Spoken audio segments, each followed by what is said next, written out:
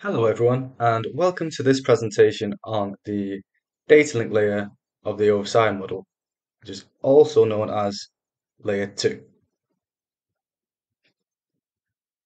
So within this presentation, we will describe the data link layer, talk about what devices we may expect to see, and also include the type of protocols that we may encounter. Now, in the previous video, we spoke about the physical layer or layer 1 within the OSI model, which concerns binary transmission across cables. Now, as we're moving up to layer 2, the data link layer concerns switches and LANs, how we can communicate from this computer to this computer or this one. Now, these three computers will have a individual MAC address bespoke to that machine. The switch will remember these MAC addresses, compile them within a MAC address table, which allows it to remember which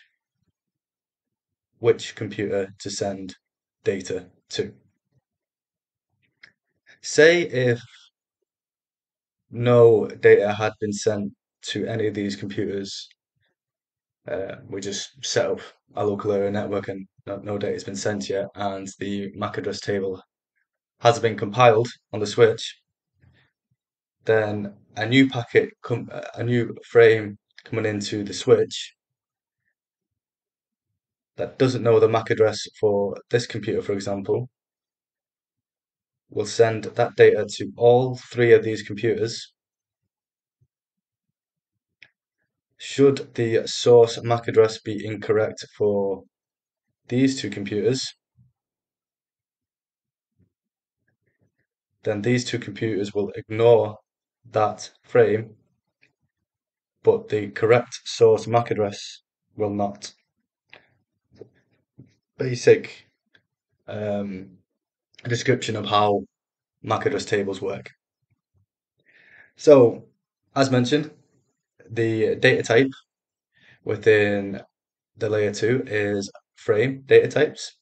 We're concerned with physical addressing, which are MAC addresses, concerned with switches, like we've seen in the previous picture, and ARP, which is Address Resolution Protocol, which allows us to determine which MAC address corresponds to which logical or IP address.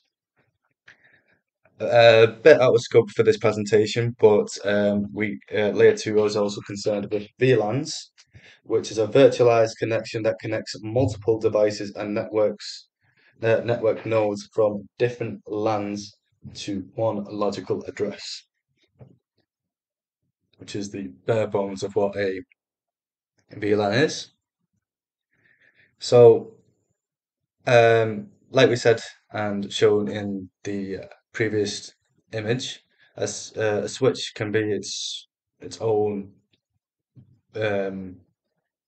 single-purpose device, but a mobile phone or mobile device or wireless access point can also be a switch and also act as a router.